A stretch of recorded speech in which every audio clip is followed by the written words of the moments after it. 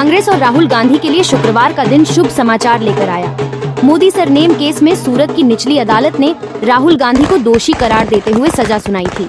सूरत court के इस फैसले के बाद राहुल गांधी की संसद सदस्यता चली गई थी। सुप्रीम कोर्ट ने अब राहुल गांधी को दोषी ठहराए जाने के साथ ही सुनाई गई सजा पर भी रोक लगा दी है, जिसको लेकर अलीराजपुर जिले के झोबट नगर में कांग्रेस कार्यकर्ता डोल धमाकों के साथ नगर के मुख्य मार्गों पर आतिशबाजी कर मिठाई बांटकर अपनी खुशी जाहिर करते हुए दिखाई दिए।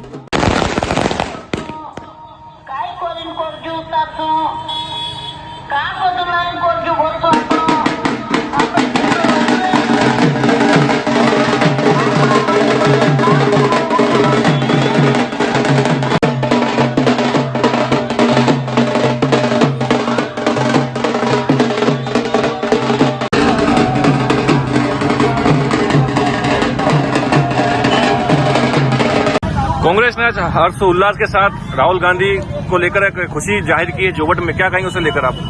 आज पूरे देश में खुशी की लहर है कि हमारे राष्ट्रीय नेता राहुल गांधी जी की जो मानहानि दावा था वो बहाली हो गई।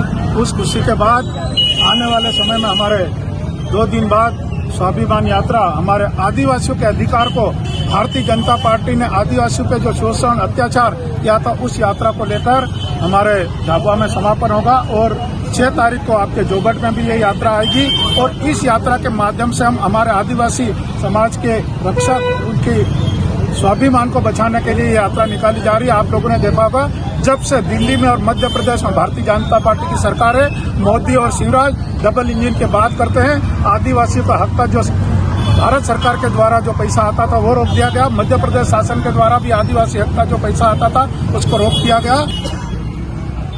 हमें जैसे ही मालूम पड़ा कि माननीय कांतिलाल जी भूरिया जी को चुनाव समिति के चेयरमैन बनाया गया, हम उनके स्वागत के लिए झाबुआ पहुंचे पूरे युवा और वरिष्ठ नेताओं के साथ में।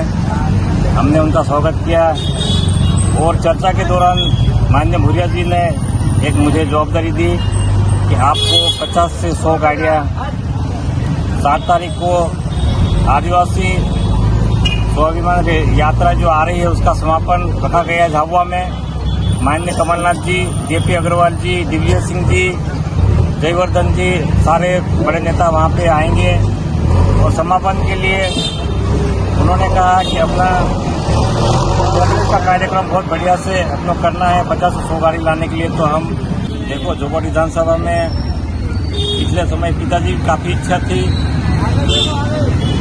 वो पूरे जिले के दोनों विधानसभा क्षेत्र में माननीय भूरिया जी के लोकसभा क्षेत्र आने का दोनों विधानसभा में घूम के बूथ कमेटियां और ये बनाते रहे। हम भी जोबट विधानसभा से उम्मीदवारी कर रहे हैं और माननीय कमलनाथ जी की जो योजनाएं हैं पूरे विधानसभा क्षेत्र में हम पोस्टर लगाकर जन जन तक उनकी योजनाओं को पहुंचाने का हमारा प्रयास है।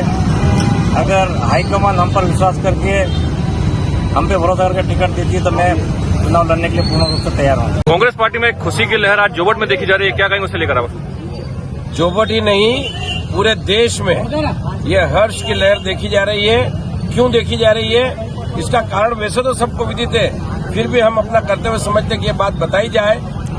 राहुल जी पर जिस तरह षड्यंत्र पूर्वक करके जिस तरह से मानहानि का केस लादा गया था सूरत न्यायालय में और उसमें जिस तरह से भी उनको षड्यंत्र पूर्वक फंसाकर अधिकतम 2 साल की सजा मानहानि के केस में दी गई थी, जो आज तक के इतिहास में भारत के न्यायिक इतिहास में अधिकतम सजा नहीं दी गई मानहानि के मामले में।